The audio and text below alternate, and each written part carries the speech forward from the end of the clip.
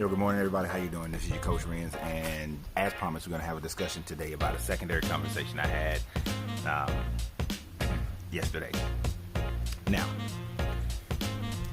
what had happened was I was walking by the break room, and I heard the television, and they were talking about some talk show with a lot of women. I think it's called Girl Chat, Girl Talk, something like that. But it was a bunch of women, mostly women of color, who were discussing the fact that the backlash that one receives from dating outside her race, and how others only want to date men inside their race. And then they start talking about how just the love of having somebody, and so many women of color are walking around saying, I don't need a man, don't have to have a man, and yet they want one. And how nice it is to have that support structure, have somebody there who can pick you up from the airport, who you can lay your head on, that sort of thing. So that was part of the conversation. But then one statement was made. One young lady, I don't know her name, she's a twin. I know she's a twin, a light-skinned black girl who has a twin. They did a bunch of shows together when they were growing up. But anyway, I'm sure somebody will tell me in the comments. But they were having their discussion about, and she said, we all should learn how to love each other here and the here and now, because in heaven, all the races are going to be there. Let me give you a word from my companies, and then I'll come back and break that down. I'd like to take a moment to thank all our sponsors. For everyone on Patreon who supports this channel through your monthly donations, you are greatly appreciated. And I look forward to providing you free content as well as exclusive live video chats. You will also be able to receive discounts on products from Uncle Ren's Popcorn as well as coaching from Coach Renz. This video is also sponsored by Uncle Ren's Popcorn, where you can get 25 flavors of delicious gourmet popcorn, from salt and vinegar to strawberry cheesecake, from caramel and cheddar to bacon jalapeno, and many others like cookies and cream. I greatly appreciate everyone who supports us at Uncle Ren's Popcorn. This channel is also supported by Coach Renz, where you can not only get all your life coaching, your relationship coaching, but also get your business coaching from Coach Renz, as we teach you how to move your hobbies into a business, not a job for yourself, but a business. We also teach you life principles of leadership and meditation. So go to CoachRenz.com and support the sponsors of this channel. All right, so I appreciate everybody for coming back. Go ahead and hit that subscribe button, as it helps the channel, and we want to build this channel. Now, when she made that comment that we are all going to be in heaven and all the races are going to be there, so we better learn to love each other now, I know a couple of aspects of that. Now, she's probably coming from more of a Christian perspective. I don't know her. But also coming from a world perspective. Some people don't believe in heaven. Some people do. Some people believe that only those who believe what they believe is going to heaven. Some people, like me, think that everybody will go somewhere. We will all get there in one way or another. There are many pathways to getting to the connection with the all. Getting in contact with the all, being in a different spiritual realm with the all. I believe that we all have a different way of getting there. But what was said threw me off a little bit. And I made a face. Didn't intend to, but I made a face when I heard it. And a couple of the other people who work with me, they saw the face, right? And upon seeing the face, they was like, that's true. When we all gonna get there, all the races are going to be there. All the races are going to be there. And I just looked at them and I asked this question. I'm asking you the same. What makes you think that race will exist at that level of consciousness?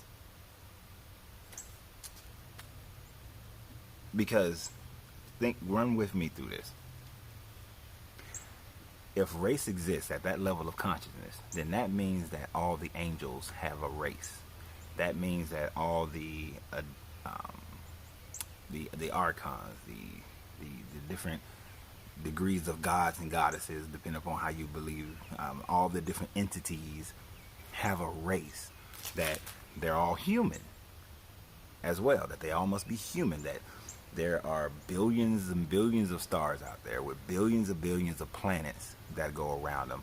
There are billions of life forms more than likely out there, otherwise it'd be a great waste of space.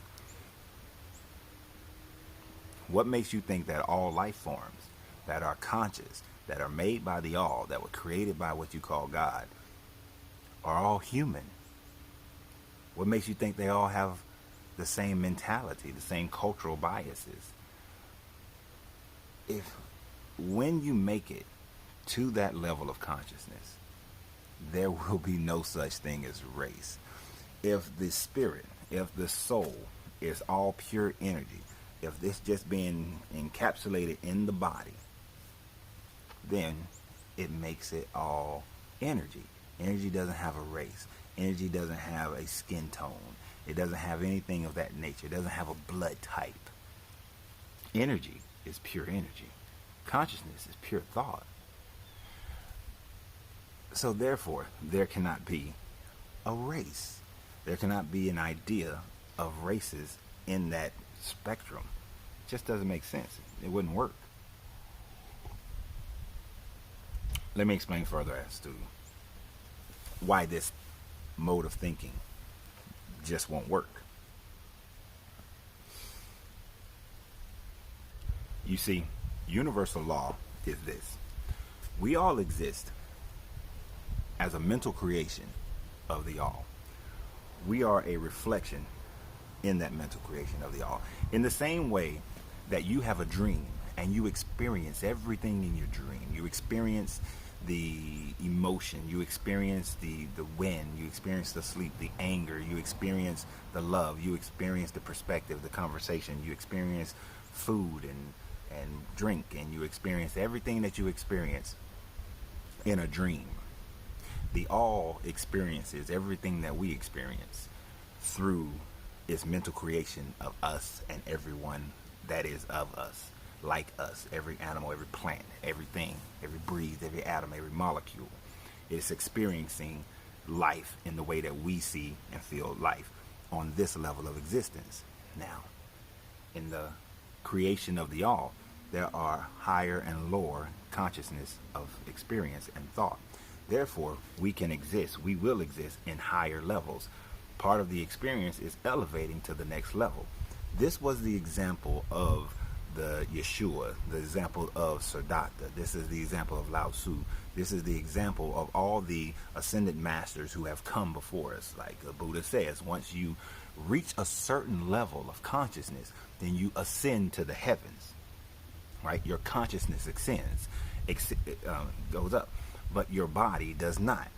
What is written in the Gospel of Thomas, in the writings that was found in Nag Hammadi, is the fact that in the Gospel of Thomas it says that the spirit has come to dwell in the body, and how something so great has come to dwell in something that is so impoverished.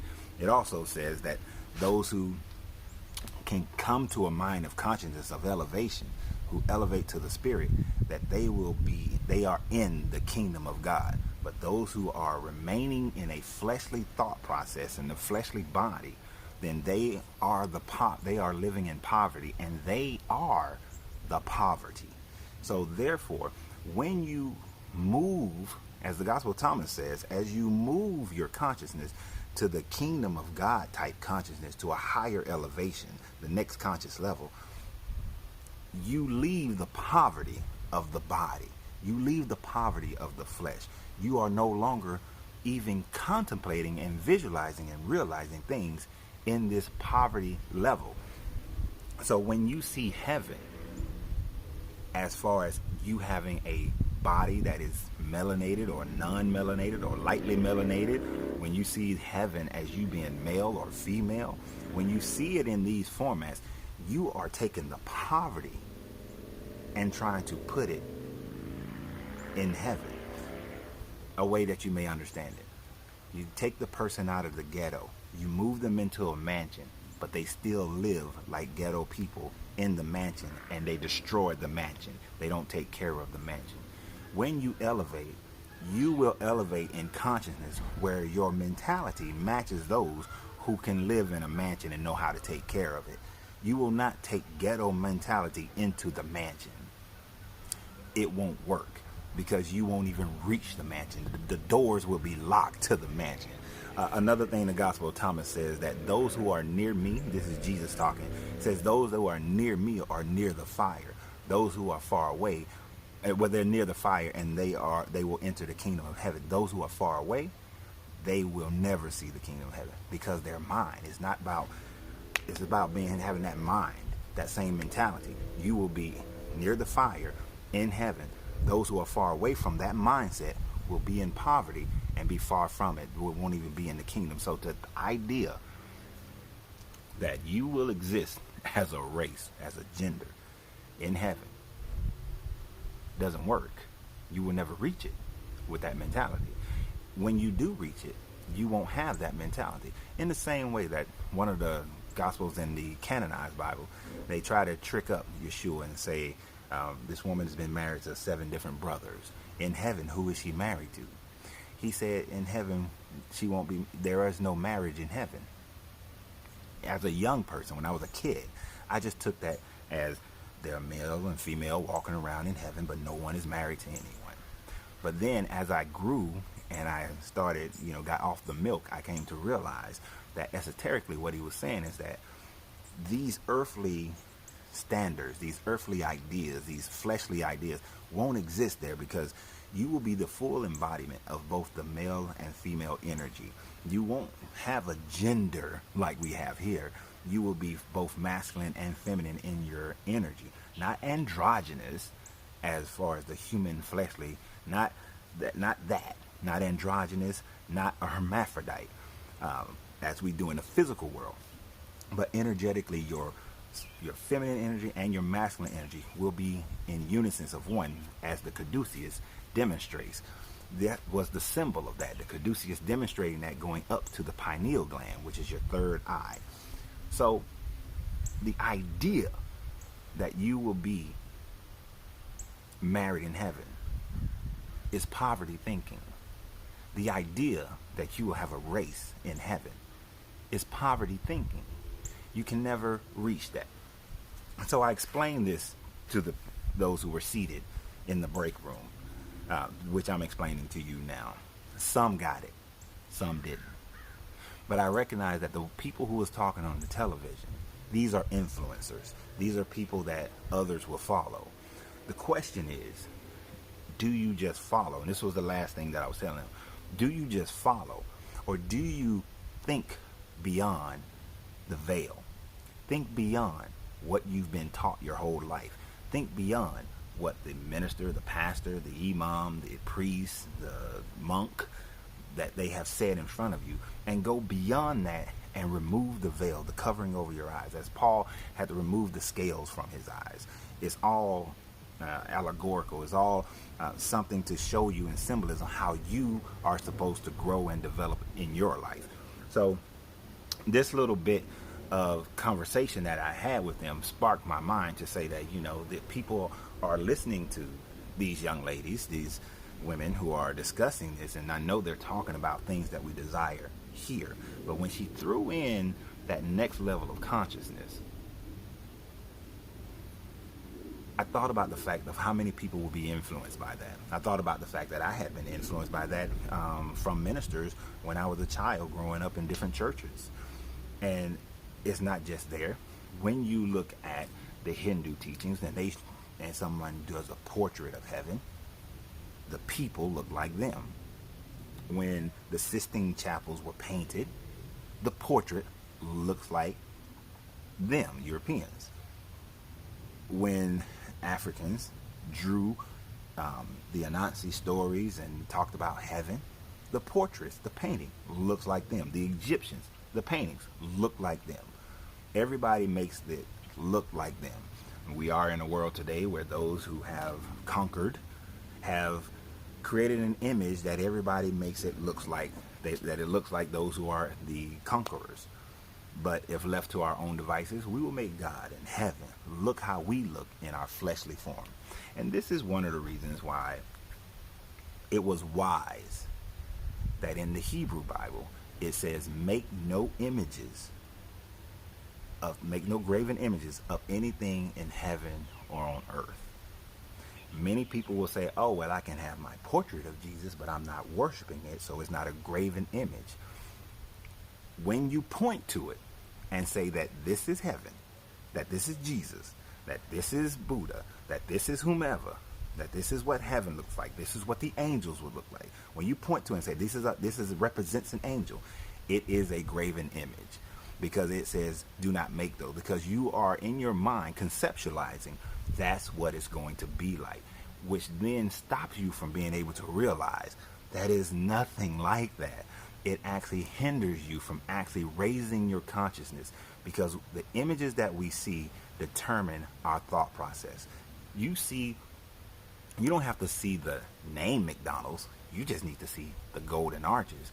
And the images of McDonald's, the flavor, the taste, the price, and everything about it, the feelings, the emotions, all come to mind, all comes to your heart. They all do whatever it does, and whether it invigorates you or it disgusts you, whichever one it does.